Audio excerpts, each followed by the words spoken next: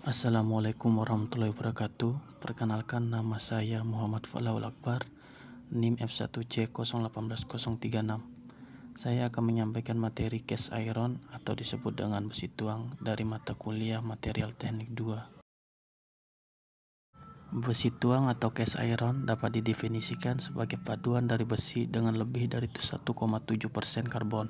Biasanya kadar karbon ini berada pada kisaran antara 2,4 hingga 4%. Merupakan bahan yang relatif mahal, di mana bahan ini diproduksi dari besi mentah cair atau besi atau baja tua. Ini merupakan produk besi tuang yang memiliki fungsi mekanis sangat penting dan diproduksi dalam jumlah besar.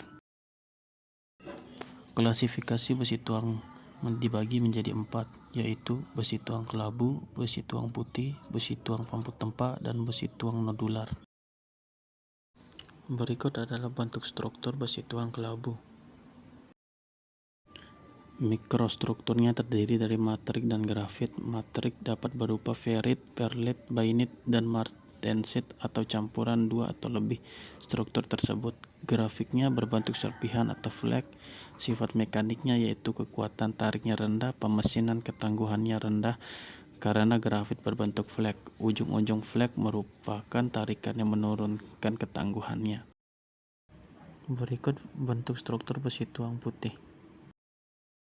Seluruh karbon berupa sementit yang sangat keras dan getas, kadar karbon 2,5% sampai 3,6%. Penggunaan setiap bahan baku besi tuang mampu tempa. Dengan adanya kadar yang besar dari sementit yang sangat keras, akan tetapi rapuh. Besi tuang putih memperoleh kekerasan sangat besar, akan tetapi kekuatan tarik yang sangat rendah dan regangan yang sangat kecil.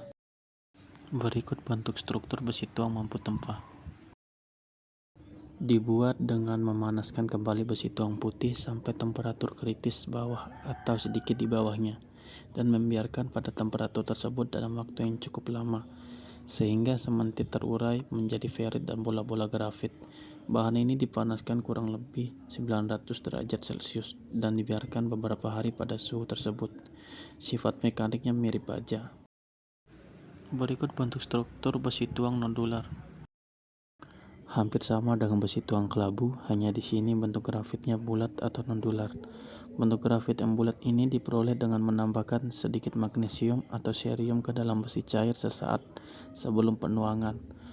Sifat mekaniknya kekuatan, keuletan, dan ketangguhannya jauh lebih tinggi dari besi tuang kelabu biasa karena memiliki bentuk grafit nodular.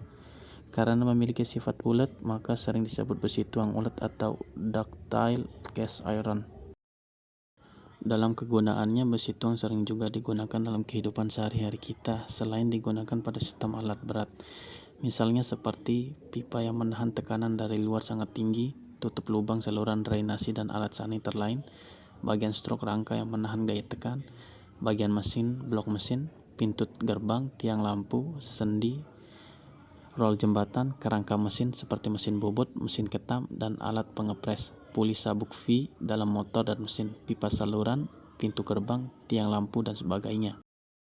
Besi tuang memiliki beberapa sifat mekanisme yang terdapat di dalamnya seperti keras dan mudah melebur atau mencair, getah sehingga tidak dapat menahan benturan, temperatur meleleh 1250 derajat Celcius, kekuatan tarik menurun, regangan menurun, sangat tahan terhadap karat, tidak dapat diberi muatan magnet, tidak dapat disambung dengan las dan paku keling, disambung dengan baut dan skrup, kuat dalam menahan gaya tekan, lemah dalam menahan tarik kuat tekanan sekitar 600 megapascal, kuat tarik 50 megapascal, menyusut waktu pendinginan atau waktu dituang.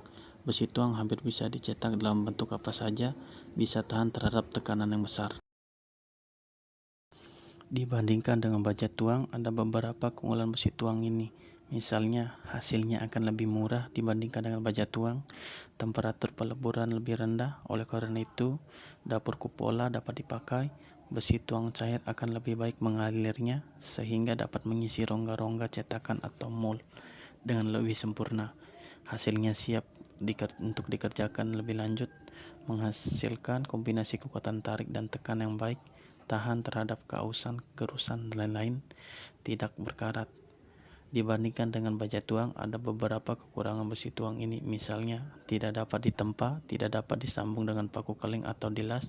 Dua buah besi tuang hanya dapat disambung dengan baut dan skrup, tidak dapat diberi muatan magnet, getah sehingga tidak dapat menahan lenturan. Pengaplikasian besi tuang pada alat berat biasanya digunakan pada komponen silinder blok, camshaft, dan crankshaft. Demikian materi yang saya sampaikan, kurang lebihnya mohon maaf. Wassalamualaikum warahmatullahi wabarakatuh.